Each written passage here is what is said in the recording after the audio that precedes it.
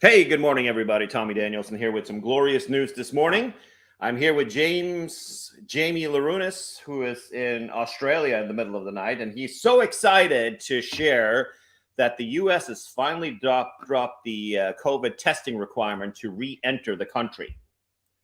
Jamie, Well, what do you think? excited for everyone else except myself, who has a flight booked like 30 minutes before the requirement ends. But anyway, I see that 12:01 on Sunday. So, wow. Do you think they're going to enforce it? on my flight, you're asking? Yeah. Qantas enforces everything else, so I wouldn't doubt they would enforce this. I mean, but here's the thing, I was mentioning this to someone before. I mean, I guess if I test positive, knock on something, right, then I don't have to worry about it after. But then what do you do with Qantas? They already know about it. And so I guess I'm That's sort of up a interesting. creek either way. So I don't really know what happens. Long story short, I don't think this really impacts me in a good way. Okay, so for those dialing in here, we just wanted to go live. We weren't able to get a hold of Rudy this morning. He is in Athens on some great needed R&R plus some more stuff going on. So we don't have the ability to get a hold of him. But this morning the news dropped, and this has been a big damper on everybody traveling internationally. That you have to test to come back into the U.S. And the way that this works is that you test, either locally or you can test with tele stuff. That's what I've been using. I've been using these tests here. That's going to go, in the trash now for getting back into the country. And but what happens if you test positive, Jamie? They're not going to let you back in.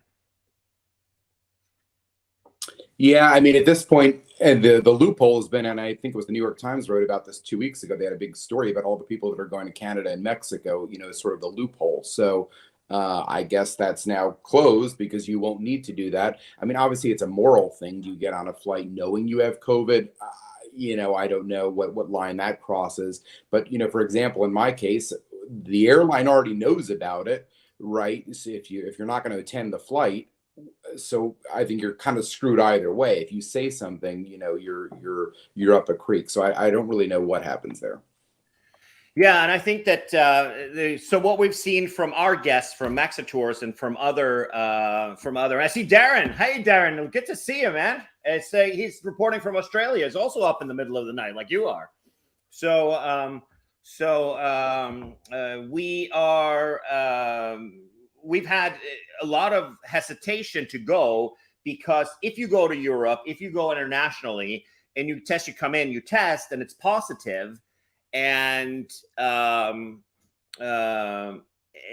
you're not let back in the country. You have to then quarantine for 5 days before you are let back in.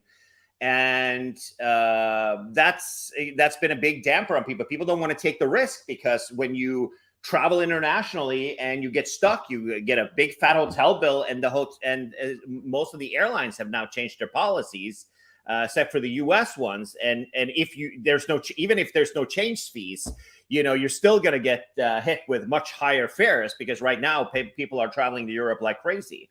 So good news this morning. What we're seeing is that we're starting Sunday at 12:01 a.m. They are the rule. There will be no COVID test requirement to enter the United States, which is great for tourism, which is great for everybody who will want to visit, going on tours or visiting Europe or visiting anywhere. And that's probably the last. Are we going to say that there are some restrictions in Asia in some countries? What were the restrictions to get into Australia? You're there now, Jamie. You just had to fill out this long questionnaire proving you were vaccinated. I don't know what happens if you're not vaccinated, so I can't speak from that standpoint. But I had to fill in a long survey. It took about 20 minutes with dates and all sorts of factual information to get in, which they never even looked at, to be honest. So that was the only thing. Yeah, I also noticed that when I flew back from Stockholm via Copenhagen on Tuesday this week. I did the test. Those are $25 each, and I printed it out. I had it with me to the airport. the guy with SAS, he didn't even care. He was like, he just looked at it, and there's no way. He looked at the front page where it says COVID test, and you had to kind of look on the next page to see that it was negative. So it was kind of so nobody, it's like, really didn't care about that. But I mean, at the end of the day, Right. you might meet somebody at the airport that are not aware of, or they're following the rules to the T, and then obviously that would be the thing. So the headline news. Oh, there's Rudy. He wants to come on, so he's trying to get a Wi-Fi passport. So he hasn't been on the Wi-Fi for the last. All right, so we're gonna wait a couple of minutes to let him hop back on here. But Jamie, did you have these self tests? Is that what you've been doing? Well, so here's the funny thing. So I actually came down here. I was going to risk it. I don't have those self tests because, like you did, I think you bought 6 of them and paid a couple $100 for it. And I wasn't going to buy 6 of them. I had no need. So right. I decided to wing it on this one. Right? You gave me the test last week, and so I said, well, let me just wing it. I was just going to get one on the airport on the way back. So funny enough. Brian Watson, who you may know from the Executive Platinum Group and a bunch of other groups, it was on my flight and actually had a spare test and gave it to me. So I do have the one that you have, sitting right next to me here, which that's going to be the one that I'm going to have to use, considering that I don't fall under the requirement for Sunday. Yeah, that's crazy that it's half an hour. Yeah, I don't know. I mean, if there's a delay, I don't know what happens, but I think I'm screwed either way. There you go. Yeah, so we're still waiting for Rudy to come on. We'll give him a couple more minutes. We don't really have anything else to say other than it's widely reported this morning, and we just want to make sure that our fans and our followers and all of our friends knows that now is the time is finally here. The U.S. has finally dropped the COVID test requirement for international travelers, meaning that when you go to Europe, you go to Mexico, wherever you want to go, when you come back, you don't have to test. And but I think that it's also important to make sure that So it's just as a reminder, it's only by air, right? So you can go to Canada all you want. If you're going to drive back across, you do not need it. So it's only for air. So I saw Rob Mitchell is commenting here on the gig here.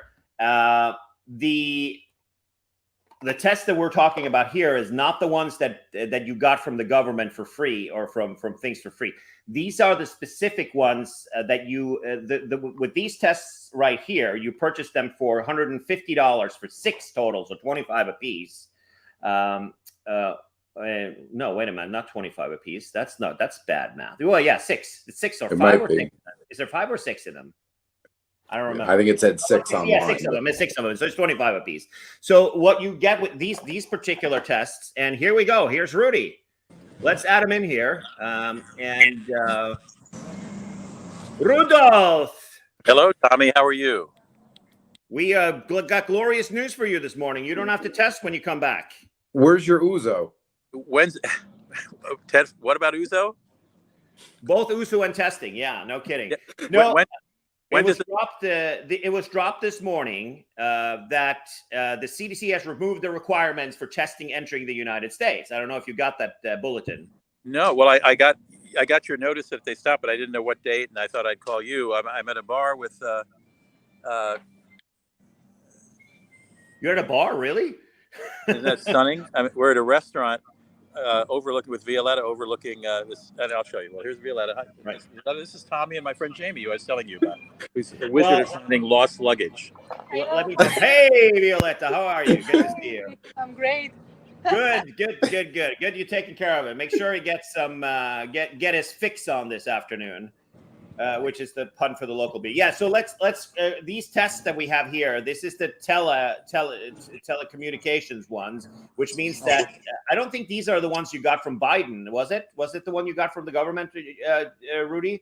No, I had to buy that separately. Yes, except mine expired. I have the ones that we got that we ordered for free online. They're not valid for travel. You have to, when you do the testing, you have to download an app. You have to get on a video with a person, and they have to see you do it, and they watch the test. Stand there. You can step away when the test is being when the test is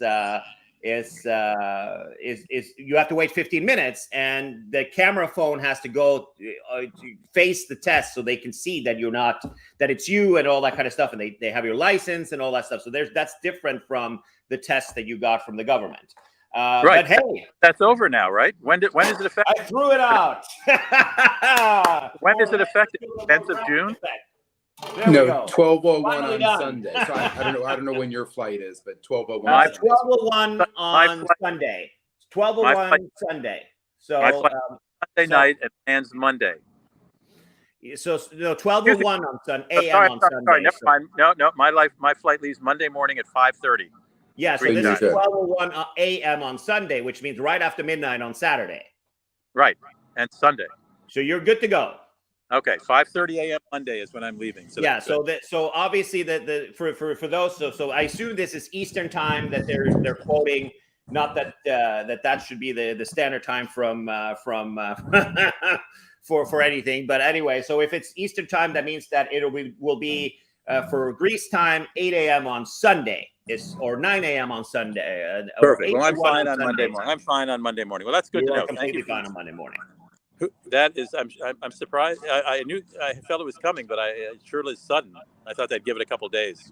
Yeah, I'm a little bit surprised that it took so long. I mean, we are seeing that people are still getting COVID in the hundreds of thousands in the United States, but at the end of the day, the death numbers are definitely not matching anything that should have any concern compared to other things. So I think that it's smart to use caution, and I've done that throughout the travel. I didn't have to wear a mask, and when I was sitting on top of people on in coach in Europe on a plane, or SAS Plus, which is their business class where they don't block their middle seats, I wore a mask myself to just make sure, mostly because I was afraid if I got it and I tested positive that I would have to stay in Europe for another 5 days. Not that there's anything wrong with that, but I mean, you have things to do. I'll second that emotion. Yeah, no kidding. Yeah, so fantastic news for everybody. This is the time to get out there. And when Rudy comes back this week, we're going to try and do a webcast talking a little bit about where to go, what to do, and what's hot and what's not. We talked a little bit about our experiences in Europe, but Rudy we've been to Italy, we've been to Greece, we've been to the UK, we've been to all of the Scandinavian countries. And we are going to do a little bit of a webcast next week where we are